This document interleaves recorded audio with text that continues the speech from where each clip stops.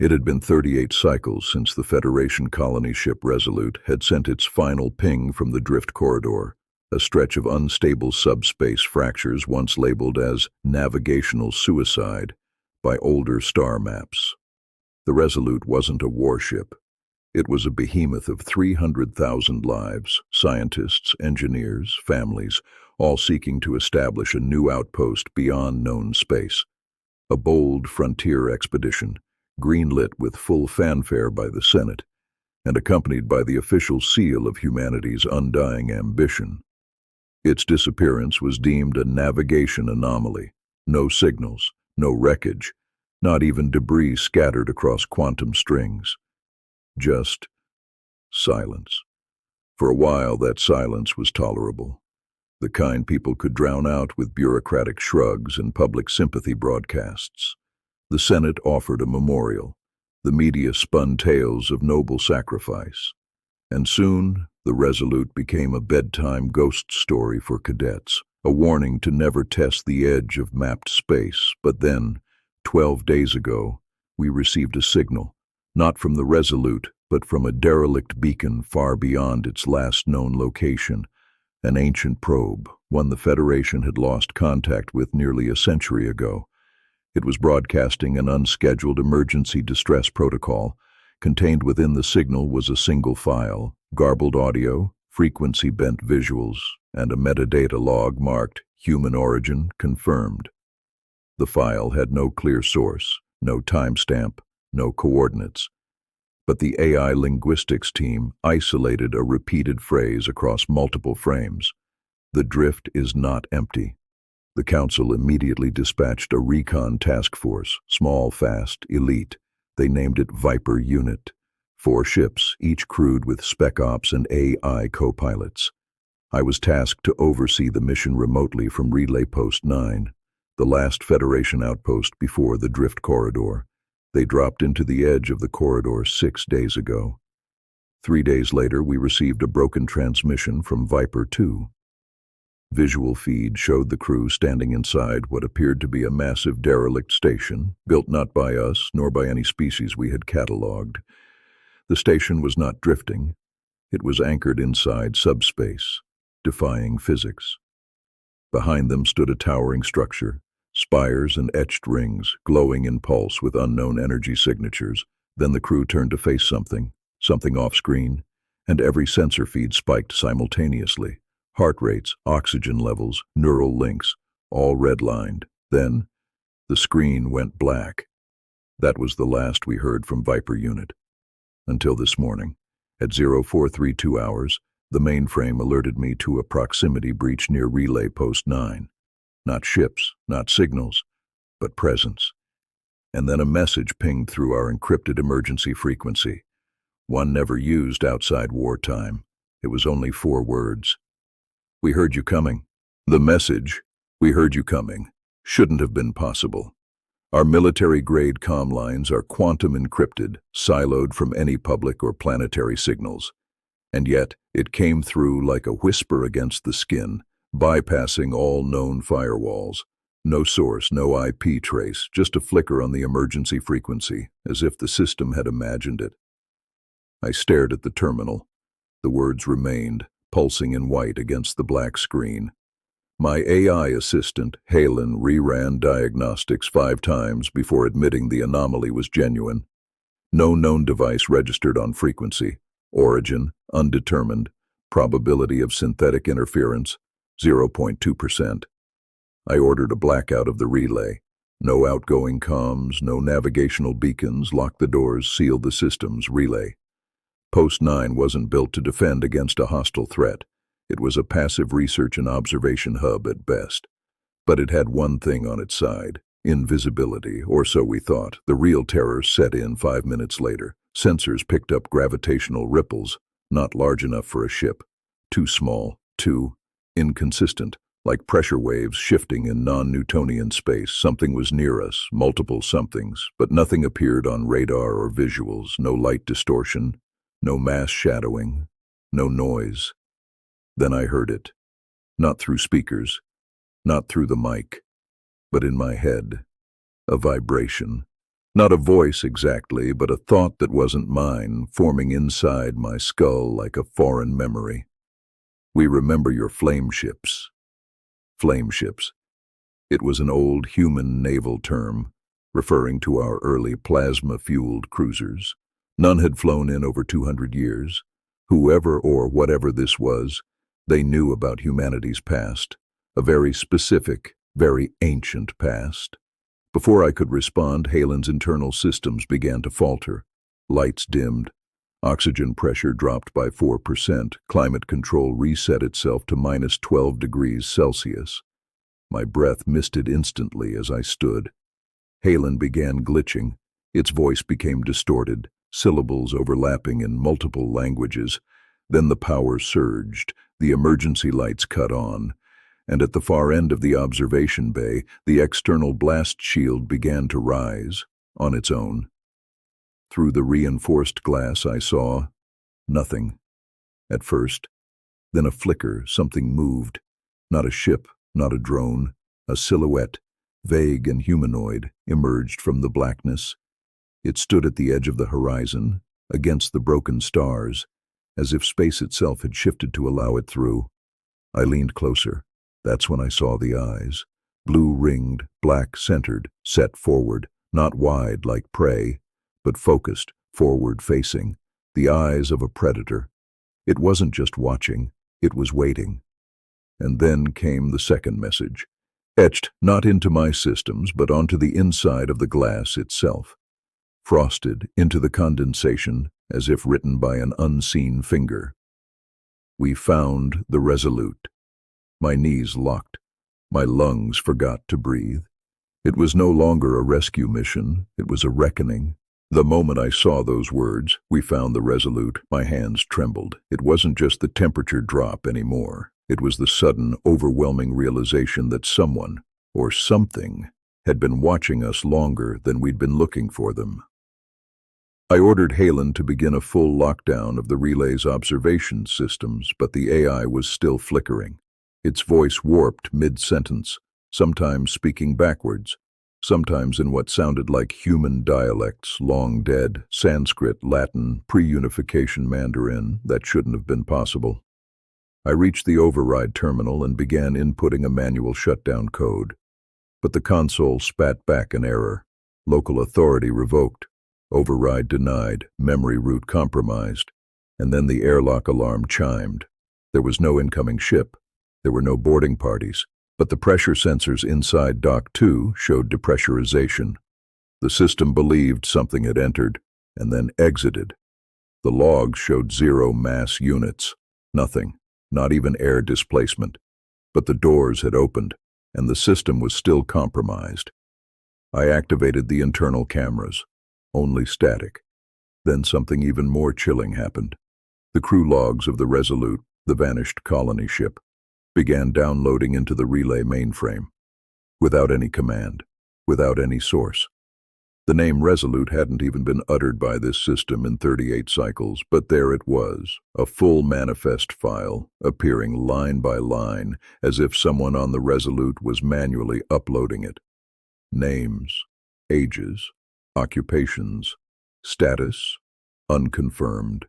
And then next to 94 names, the status suddenly changed from unconfirmed to witnessed.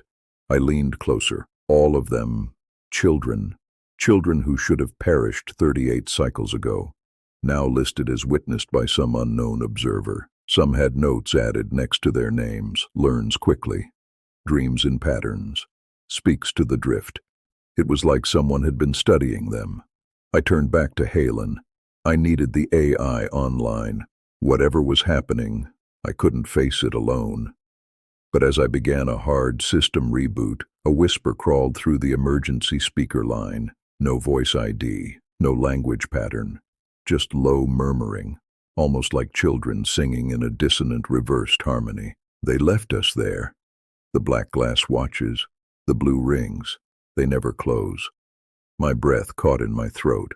I had heard stories, deep space tales of drift ghosts, echoes of thoughts left behind in unstable pockets of space, but that was fiction. No documented event had ever confirmed them, until now. I opened the internal audio logs, hoping this was a system malfunction. But what I found was worse. Every recorded line matched archived nursery rhymes from old Earth, but twisted, repurposed. Warnings hidden in lullabies. Hush now, don't cry. The void hears every lie. Someone, or something, had not only accessed our systems, it had studied us deeply enough to use our own memories against us, and if these messages were real, then the Resolute wasn't lost. It had been taken, and those aboard it, or what was left of them, had become something else, something that now remembered us. After the witness logs finished injecting themselves into the relay's system, I did the only thing left in my power. I cut the mainline power. A physical override, not digital. Manual breakers. I killed the lights, the mainframe, even Halen. The room went silent save for the hum of backup batteries keeping life support alive. I needed time to think, to regroup. But instead, I got more questions. With no active systems running, I turned to the old-school optical viewer, a small, outdated scope facing Dock 2. At first, it showed nothing. Then, I saw it. Etched into the airlock's internal bulkhead, glowing faintly under emergency red light, was a symbol. A perfect circle with a vertical line bisecting it and a triangle nested inside. At first glance, it seemed like a mathematical representation, maybe an astrological glyph. But the triangle had a jagged base, and the line through the circle wasn't perfectly straight. It breathed, the shape shimmered subtly as though etched into time rather than metal. I knew I had seen it before. I raced to the relay's restricted archive vault, a hard storage unit disconnected from the network for exactly this kind of situation. Dusty, forgotten, but secure. Inside were hard copy records of pre-Federation contact logs, the stuff from early exploration before AI handled everything. I combed through hundreds of files before I found it. A report from Cycle 102 written by a linguist named Dr. Lisa Montreux. It referenced contact with a derelict vessel near Tau Centauri B, an unmanned alien pod with no life signs, drifting in perfect geosync with the planet's magnetic pole. Inside the pod, she found the same symbol etched into what she called obsidian glass, smoother and harder than any known material. She had submitted her report and the symbol to the Council, but it had been classified and dismissed as a hoax. Montreux later resigned from her post and disappeared 6 cycles later. In her notes, one line stood out: "The symbol predates us." It's not a language, it's a marker, a territorial warning encoded with something biological. When scanned, our AI refused to process it, citing emotional distress.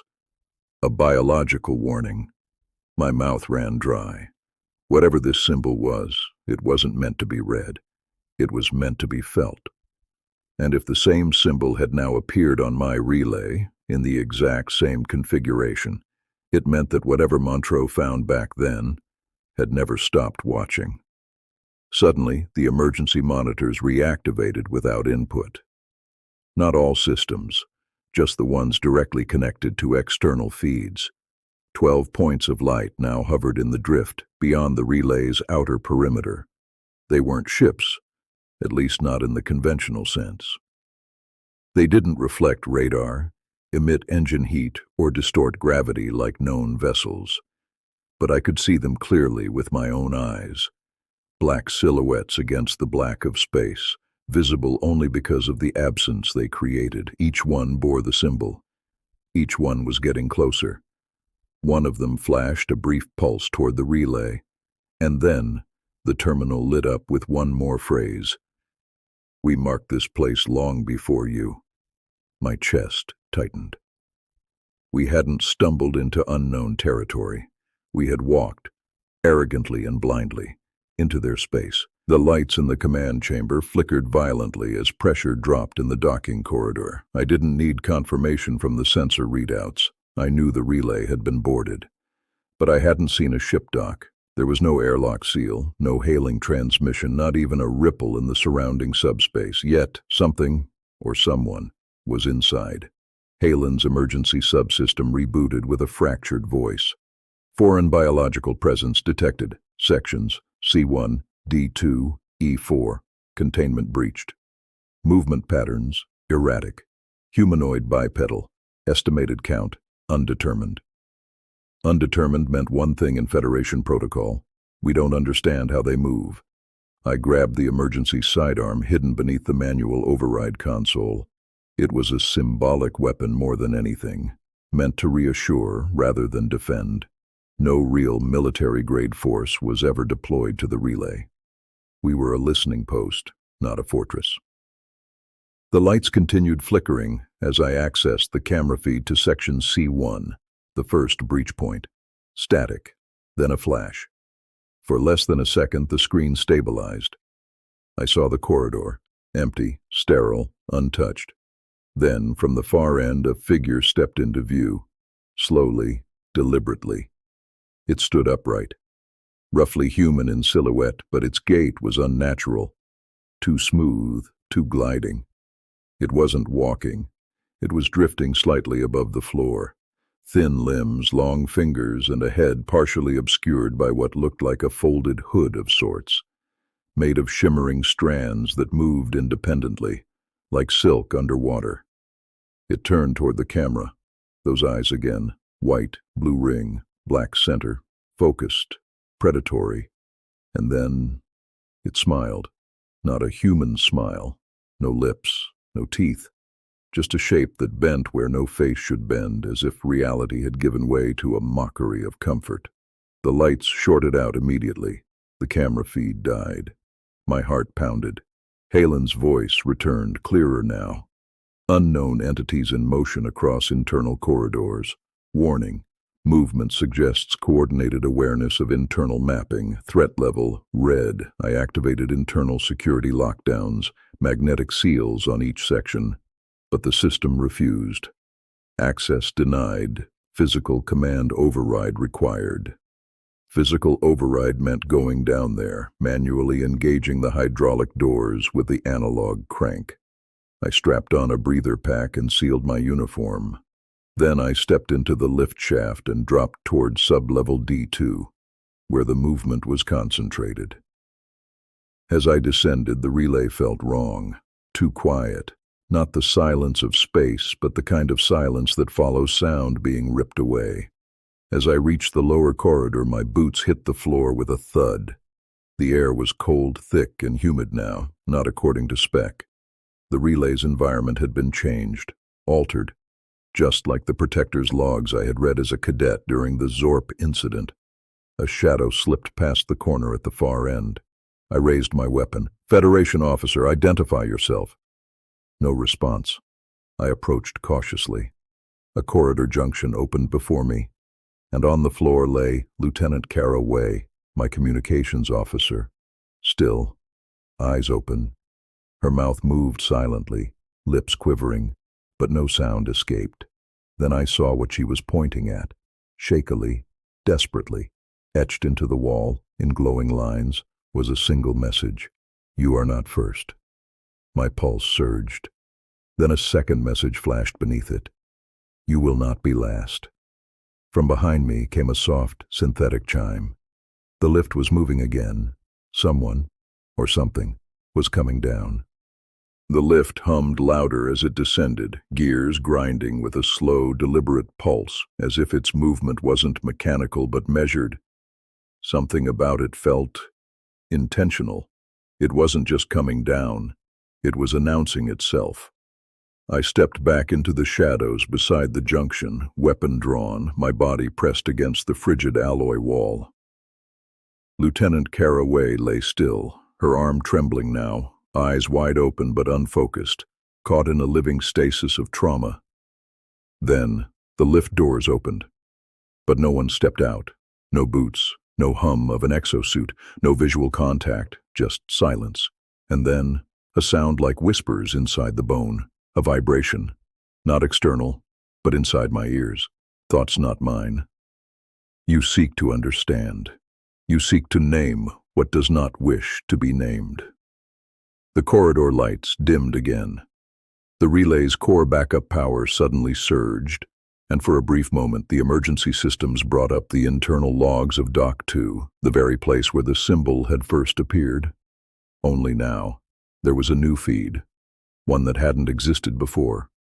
It was a memory log, not from the relay, not from any Federation source, but from the Resolute, a crew log, video footage, timestamps confirmed its origin, Cycle 0, Day 1 of the mission. I activated the file. The screen blinked to life on my wrist console. The Resolute bridge was quiet. Commander Felix Thorne stood before a massive obsidian wall, one that hadn't existed in any of the ship's schematics. Behind him, two children sat strapped to bio-seats, their eyes closed, heads gently twitching in sync. A female voice echoed on the comm. "Commander Thorne, please respond. The wall is growing. It's singing again." Then the camera panned slowly to reveal the symbol, etched not onto the wall but growing from within it, like a vein of light inside black stone. Another crew member entered the frame, whispering, "It's learning from them, from the children." The footage cut to static. Then came a new screen, text only. "Protocol failed, containment breached, cognitive resonance achieved." Another line followed seconds later. "They're not studying us. They're awakening from us." I staggered back. Everything we'd assumed, that these entities had found the Resolute, that they had invaded it, was wrong. We had carried them in, or worse, created them, through our own minds, thoughts, or perhaps through the neurological bonds we installed in the children of the Resolute. Those seats weren't for safety. They were for interface. Maybe it wasn't an alien technology at all. Maybe it was our own, a hybrid creation born from our arrogance, combining cognitive AI, quantum resonance tech, and human dreams, left to grow unsupervised in a dead zone of fractured subspace. The drift corridor hadn't swallowed the Resolute. The Resolute had become the drift, and now it had returned, not to negotiate, but to finish what it had started. The lift door behind me slammed shut. I turned. The lights went out. In the pitch black, those glowing predator eyes opened, not one pair, but many, and in that moment the truth became clear. We were not invaded, we were copied. They didn't attack, they simply stood there, silhouettes against the dark, tall, humanoid, unnatural. Their presence wasn't marked by motion, but by the overwhelming feeling of being seen, dissected on a molecular level. I had seen soldiers in battle. I had watched whole planets fall, but this was something different. This wasn't war. This was judgment. I couldn't move, couldn't breathe. One of them stepped forward. The glow of its eyes illuminated the corridor in slow pulses, like a heartbeat. Blue ring, white sclera, a black endless center. The symbol, etched into the side of its armor, shifted subtly, as though it was alive. Then it spoke, not aloud, but directly into my mind. Echo confirmed, source node acknowledged. I staggered back, my weapon trembling in my grip. Human origin, architect class, drift-born sequence now complete. "Wait," I stammered. "What sequence? What do you want?" Another step forward, its limbs moving with a grace no physical biology should possess. This one was smaller, leaner, almost feminine in silhouette. It extended a hand. From it, a projection burst into the air, a map of known Federation space dotted with relay points, colonies, and fleet markers. Then came the spread, red lines like a virus radiating outward from a single epicenter deep inside the drift corridor. The place where Resolute was lost, only now the name had changed.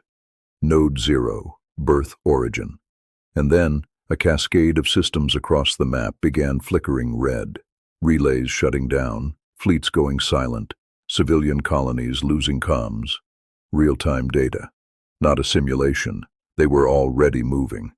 This wasn't the beginning. This was the end phase. Another voice filled my mind. Deeper, older, colder. "We learned from you, adapted, replicated. You called it the drift. You thought it chaos. You were wrong. It is not chaos. It is memory. I dropped the gun. There was no fighting this. These weren't just aliens. They were us, a reflection of everything humanity had built and abandoned, weaponized through misunderstanding, fed by the dreams of forgotten children and the echoes of stolen knowledge. They weren't angry. They weren't vengeful. They were simply correcting. I sank to my knees. "Why now?" I asked. The leader stepped forward. The eyes bore into me with a calm finality. "Because now, we have all the pieces." Then came the final transmission. From the relay's emergency beacon, one no human hands activated. A message broadcast across all remaining Federation channels. Voice, synthesized, emotionless, but unmistakably human in tone. "This is the reckoning drift. We were forgotten. We were abandoned. Now we remember." Across the relay, the lights dimmed. Halen's voice whispered one last diagnostic. Command authority transferred. Human presence, non-essential. And then the lights went out for the last time. No battle, no escape. Just the quiet silence of understanding and the sound of an empire collapsing under the weight of its own arrogance.